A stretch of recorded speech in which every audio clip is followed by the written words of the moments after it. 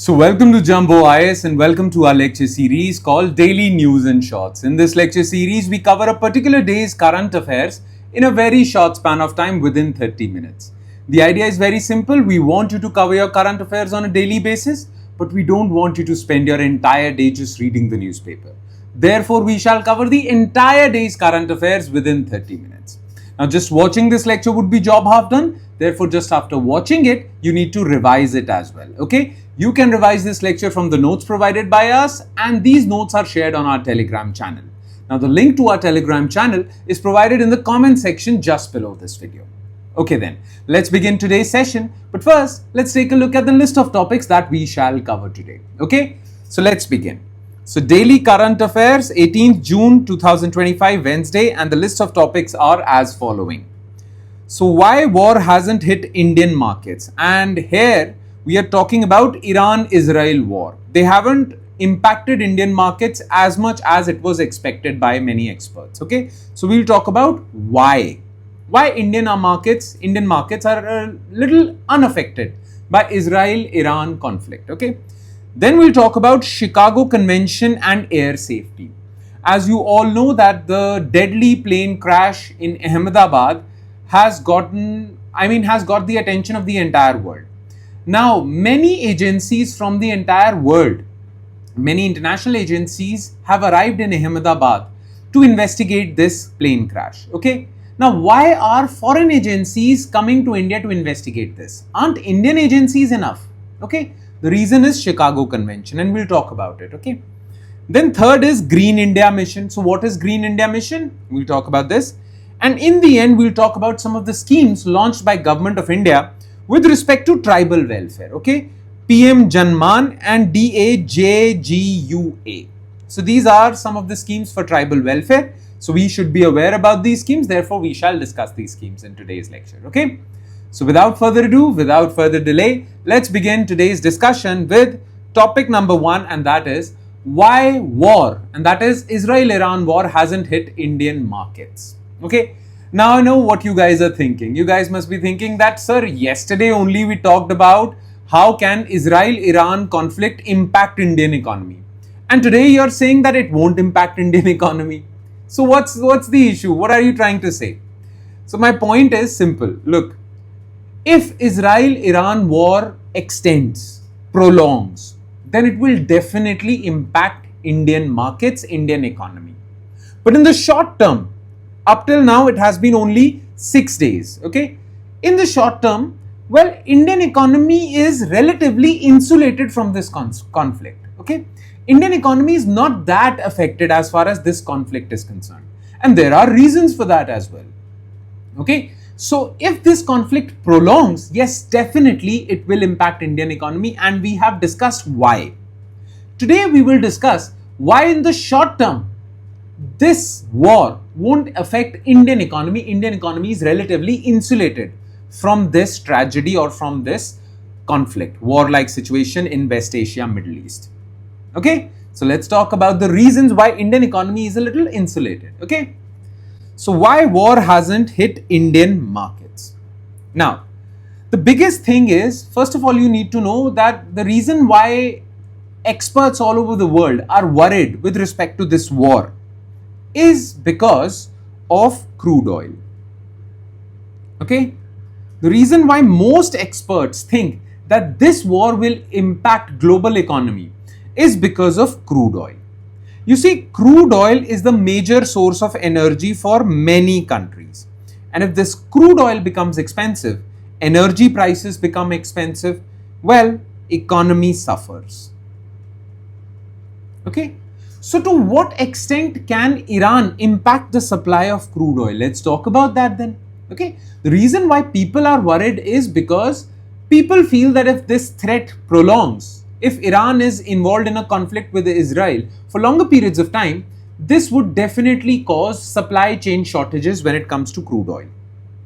So let's talk about how Iran is so pivotal for crude oil supply in the world. Okay. So threat to crude oil. So according to US Energy Information Administration, by 2023 or by the end of 2023, Iran accounted for 12% of the global oil reserves. Okay. Now, as far as the global oil reserves are concerned, the highest oil reserves, declared oil reserves are with Venezuela, then it's with Saudi Arabia, and third is Iran. 12% of the global crude oil reserves lie with Iran. But the catch is that because of economic sanctions on Iran,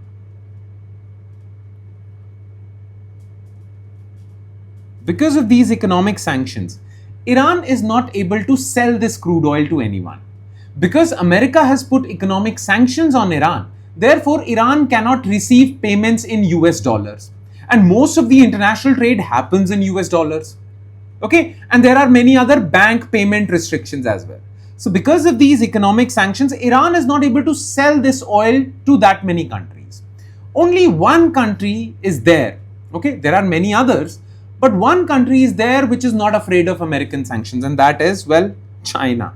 Only China has the guts to violate American sanctions. Therefore, Iran sells most of its oil to China. Okay. So despite having third largest global oil reserves, well, Iran only contributes to 4% of global oil supply because it can't sell it to anyone except China. Clear? And it's not just crude oil. Iran also has second largest reserves of natural gas after Russia. So Iran is pretty rich country when it comes to natural resources. But Iran is not showing that richness in its GDP. Iran's GDP is not that high because of many reasons, but one reason is economic sanctions, because Iran is unable to sell these natural resources to the world. Okay. However, Western sanctions have ensured that only 4% of global oil supplies come from Iran. The primary customer of Iranian oil is China.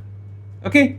Now, what experts are saying is, in short term, nothing would happen, because even if Iran, for short term, stops its supply of crude oil, it would only impact China. And other countries would be insulated. Because of economic sanctions, they have started buying oil from some other countries. Only China is dependent on Iran for supply of crude oil. But if this conflict prolongs, then China would have to search for other sellers.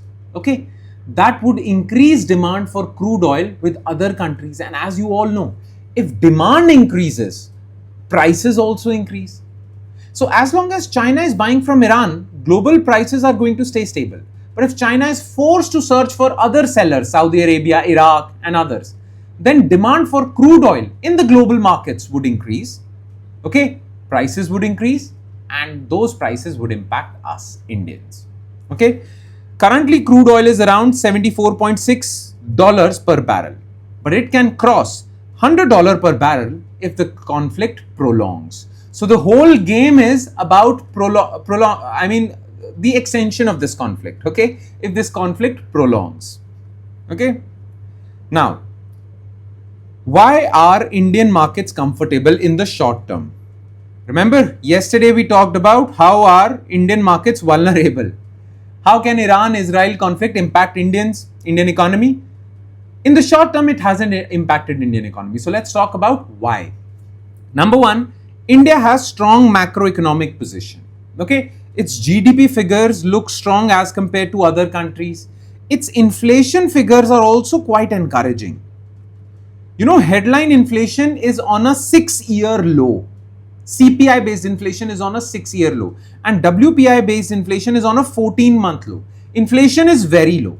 So even if crude oil prices increase, Indian inflation levels are so low that this crude oil price increase won't impact us that much. So because our inflation is already low. Plus, our trade with Iran is not that high. So even if our trade with Iran stops, we would only lose about $2 or $3 billion.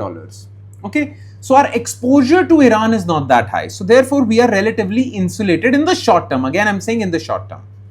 Plus, in the short term, if Iranians supply of Iranian oil declines, well, oil producing exporting countries, a group of 12 countries, OPEC, well, they say that they have surplus capacity. So if supply from Iran declines, well, this surplus capacity by other oil producing countries can be used to basically cover for that supply shortages.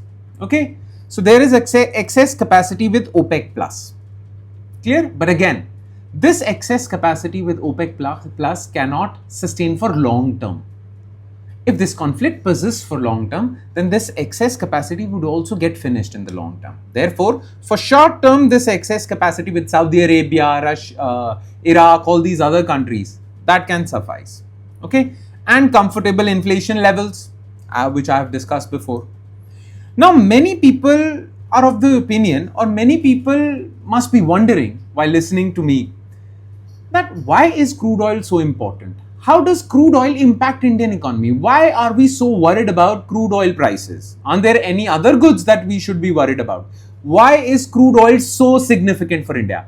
How does it disproportionately impact India's economy?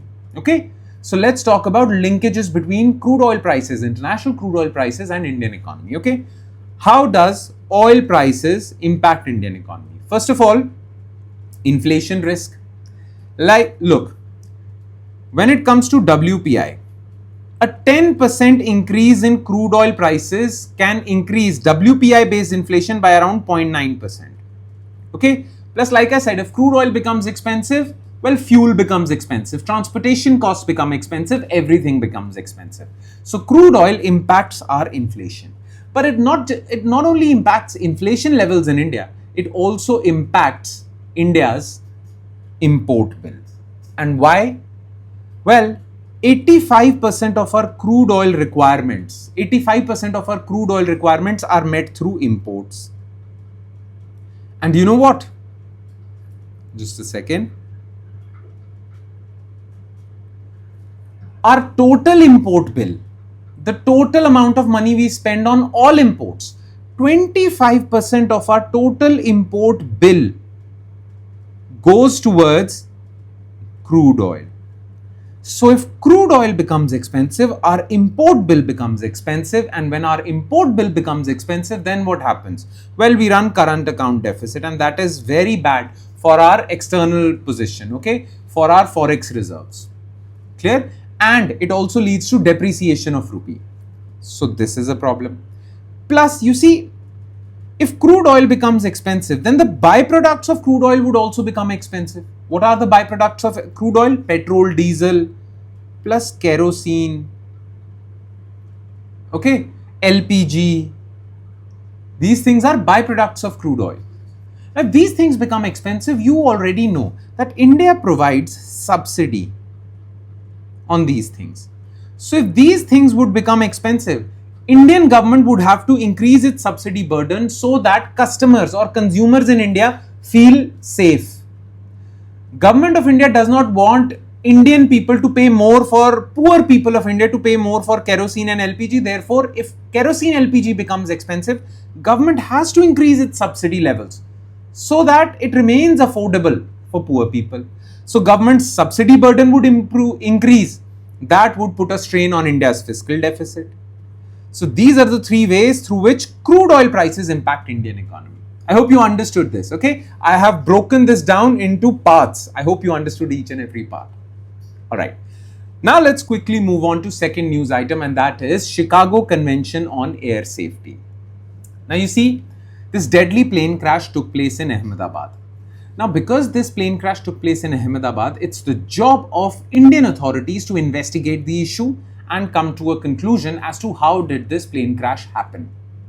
But currently in Ahmedabad, many American agencies, people from American agencies and people from international agencies have also arrived to investigate the matter. And Indian authorities have to cooperate with these international agencies to investigate this matter.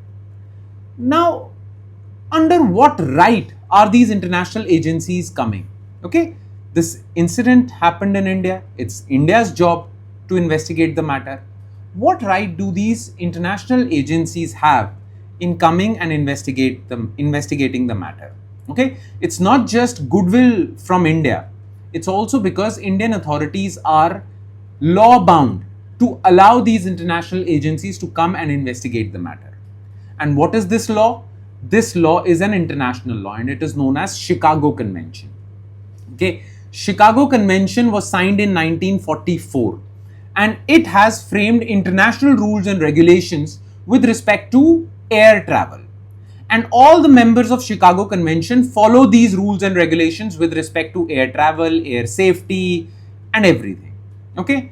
Now, under Chicago Convention, it is mentioned that whenever there is a air accident or airplane accident, well, Chicago Convention has a set of rules.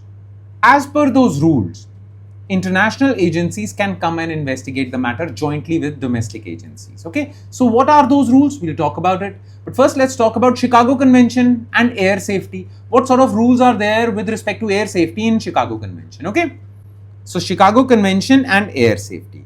So about Chicago Convention, like I said, it has been 80 years since the signing of Chicago Convention. It was signed in 1944. It's officially known as Convention on International Civil Aviation. This is its official name, but it's popularly known as Chicago Convention. Okay. Now, the main job of Chicago Convention is to create a legal framework with respect to air travel in the world. And all the countries who are members to Chicago Convention follow these rules and laws. Okay. Because these laws are made to make air travel safe and nice for everyone. Clear? Now, this Convention on International Civil Aviation led to the formation of International Civil Aviation Organization, okay, ICAO, with its headquarters in Montreal. So, if anyone asks this question, under which convention ICAO was formed? Well, ICAO is formed under Chicago Convention, okay, and ICAO makes sure that all the rules and regulations of Chicago Convention are implemented. Now, 193 member countries, including India, are party to this convention. Okay. Now, this is all you need to know. That's it. Okay. That's all you need to know as far as Chicago Convention is concerned. But I started this topic by posing a question: what right do these foreign agencies have in coming to India and investigating this matter, which is a domestic matter, right? Well, this right comes from Chicago Convention, because Chicago Convention has a certain set of rules with respect to airplane accidents, air safety. Okay. What are those rules? So, rules for investigation. So, as per Chapter 5 of Chicago Convention, the responsibility to investigate an aircraft accident lies with the state of occurrence. State of occurrence is the place where the incident has occurred. In this case, Ahmedabad, Gujarat, India. So, state of occurrence, the country where the accident took place. So, the primary responsibility of investigating this matter or investigating any air accident, primary responsibility lies with the state of occurrence, that is the country where it happened. But in addition to that, other countries connected to the aircraft have a formal right to participate. What are those countries? State of registry, where the airplane has been registered. State of operator, where the company, the operator company is registered or from where it is.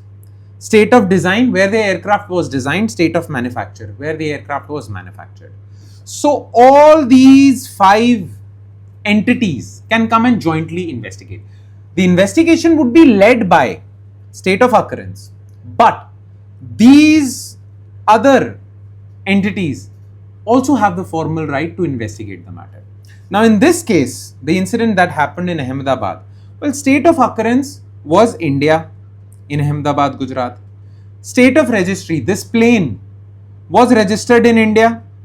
Okay, so state of registry is also India. The operator of this plane was Air India. Air India is an Indian company under the control of Tata. So this is also India. But state of design and manufacture is USA. The aircraft was manufactured and designed in USA. So that is why US authorities have come to investigate the matter. So this is something that you need to know. You need to know about Chicago Convention, especially when Chicago Convention has become so famous just after this incident, just because of this incident. Okay, so this is the issue. All right, and now let's move on to third topic of the day, and that is Green India Mission. Now look, the reason why Green India Mission, it's a short topic, so we won't spend that much time on it. The reason why Green India Mission was in the news was that recently Environment Ministry has announced that under Green India Mission, which is basically a mission to restore the forests of India, because forests are important, okay? They help us fight. They help us in fighting climate change. They also help us fighting pollution, and many other benefits are there of forests. Okay. Now, Green India Mission's primary responsibility is to restore the health of India's forests. Now, under Green India Mission, recently Environment Ministry has announced that they are going to restore Western Ghats, Aravalli Ranges, these two areas. Now, Aravalli Ranges run from Gujarat towards Delhi. Okay, these are rugged mountains. So, they are going to be restored. Forest health in these areas would be restored, and Western Ghats, they would be restored. Okay, these would be the two focus areas for Green India Mission as per Environment Ministry. So, this pertains the question, what is Green India Mission? So, let's talk about that. Okay, so Green India Mission. All right, just a few points. Yeah. So, about the mission. So, National Mission for Green India is one of the 8 missions under National Action Plan on Climate Change. Now, look, National Action Plan on Climate Change was launched in 2008, and under this NAPCC, there were 8 missions. One mission was National Mission for Green India. Then there was a mission for water, many other missions are there. Okay. Now, the main job of National Mission for Green India is to restore forests in India. GIM was launched in 2014 as a centrally sponsored scheme. Now, what do you mean by centrally sponsored scheme? Look, there are 2 types of central schemes. Central schemes means schemes launched by central government. So, one is central sector scheme, and the other is centrally sponsored scheme. Now, under central sector scheme, central sector scheme, 100% funding is done by central government. Whereas in centrally sponsored schemes, the funding is shared between center and states. Generally, the ratio is 60 to 40. Okay. So, Green India Mission is a centrally sponsored scheme. That means some amount of money would be contributed by states as well. Okay. Now, the aim is to protect, restore and enhance India's forest cover while addressing climate change through eco-restoration activities. Objective: improve ecosystem services in 10 million hectares of land, improve forest-based livelihood income for forest-dependent households. To restore forest in 10 million hectares, improve the livelihood of those tribals who are dependent on forests, and enhance carbon dioxide sequestration. You see, plants have this one advantage, that because of photosynthesis, plants absorb carbon dioxide from the air. So, if you are going to have more forests, well, you will be absorbing more carbon dioxide from the air, which is a greenhouse gas which causes climate change. So, the aim is to generate more forests, to create more forests so that carbon dioxide is sequestered from the atmosphere, about 50 to 60 million tons by year 2020. Clear? So, these were the targets up till 2020. But recently, Environment Ministry has announced that we are not just going to focus on Aravalli Ranges and Western Ghats, we are also going to add more forest cover. Okay, forest cover will be added so that we can create a carbon sink. Carbon sink means additional forest cover which will absorb around 2.5 to 3 billion gigatons of carbon dioxide from the atmosphere, thereby fighting climate change. And this was India's Paris commitment. We committed this much. We committed this in our Paris climate change conference basically. So, this is our Paris commitment also, that we will establish enough forests to absorb 2.5 to 3 billion gigatons of carbon dioxide. Okay. So, National Mission for Green India would try to achieve just that. Make sense? That's about it. That's all you need to know. And now let's move on to last news item, and that is tribal welfare. Okay. Tribal welfare schemes. Now, recently Government of India, especially Tribal Ministry, has announced that they are going to launch a mass outreach program to popularize 2 major schemes for tribal welfare. Okay. Generally, the thing is that government launches a lot of schemes for tribal welfare, but those benefits do not reach the tribals because, well, most of the tribals are not aware of those benefits or those schemes. So, to generate more awareness and to tell these tribals that you can avail these benefits from these schemes, well, a mass outreach campaign is being launched, especially to popularize two major schemes of tribal ministry, which targets PVTGs, particularly vulnerable tribal groups. What are they? We'll talk about it. Okay, but this was in the news. So let's quickly discuss this also. Okay, so tribal welfare schemes. So government is basically launching a mass awareness campaign for two major schemes. Okay, PM-JANMAN, which is Pradhan Mantri Janjati Adivasi Nyay Maha Abhiyan. Okay, and the other is Dharti Aba Janjatiya Gram Utkarsh Abhiyan.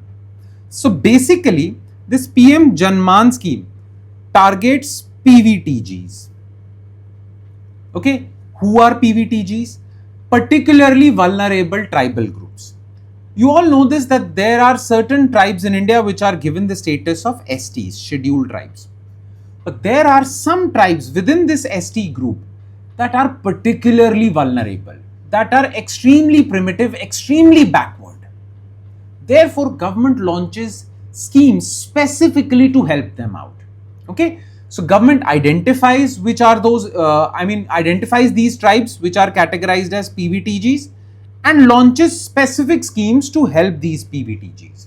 Okay, because PVTGs are those tribals within this group of scheduled tribes which are extremely backward, more backward than other scheduled tribes. Okay, so PM-JANMAN scheme basically targets PVTGs. How PM-JANMAN targets PVTGs? Well, it increases the access to basic education, basic health, basic sanitation, basic water facilities, livelihood opportunities. So all the basic services that all the citizens of India are getting. Well, we are increasing the access of these basic facilities towards PVTGs. This is PM-JANMAN scheme. And Dharti Aba Janjatiya Gram Utkarsh Abhiyan basically adds on to PM-JANMAN. Okay, though details about both PM-JANMAN and this Dharti Aba Janjatiya Gram Utkarsh Abhiyan are given in your notes, so go through that. Okay, we will talk about what are these PVTGs, particularly vulnerable tribal groups. Okay, so the term PVTGs replaced the earlier term primitive tribal groups. So earlier they were called PTGs, primitive tribal groups, but later their name was changed to PVTGs. Okay, now PTGs were identified by Dhebar Commission. Dhebar Commission was a commission which was established by Government of India in 1960 to investigate the problems faced by tribals in India. They submitted their report in 1961, and Dhebar Commission was the first commission to identify that there are certain tribes in India which are particularly vulnerable. They are extremely primitive. Okay, so Dhebar Commission first identified these groups as being less developed among the scheduled tribes. Now, how do you categorize a particular tribe as PVTG? Okay, what is the criteria to identify PVTGs? Okay, you look at four things, and if a particular tribe basically has all these four features, then it is a PVTG. What are these four features? First of all, their population should be stagnant or declining. Their population levels, either their population is not increasing, it's either stagnant or declining, which shows that this particular tribe is not thriving. If they would be thriving, then they would, their population would be exploding, increasing. Okay, but they are not thriving. That is why their population is stagnant or declining. This is first criteria. Second criteria, their technology level is pre-agricultural revolution, like hunters and gatherers. Before agriculture was discovered by mankind, okay, most humans were hunters gatherers. They had certain technologies, okay, like what technologies? How to make stone tools, polish stones and all that. These tribal groups have access to this technology only. They belong to this era. So their technology level is pre-agricultural revolution, primitive. That is why they were earlier called primitive. Then their literacy level is extremely low and their economy level is subsistence. That means they only produce enough to sustain themselves.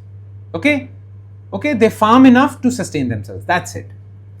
This is the criteria for identifying PVTGs. And with that, we conclude today's session. Thank you so much for watching, everyone, and I'm sure it has added value to your preparation. But it would add more value Number one, if you're consistent and regular with this lecture series, and number two, you revise this lecture from the notes provided by us on our Telegram channel. So please do not forget to do that, and I'll be seeing you next time with another set of news items. Thank you, everyone.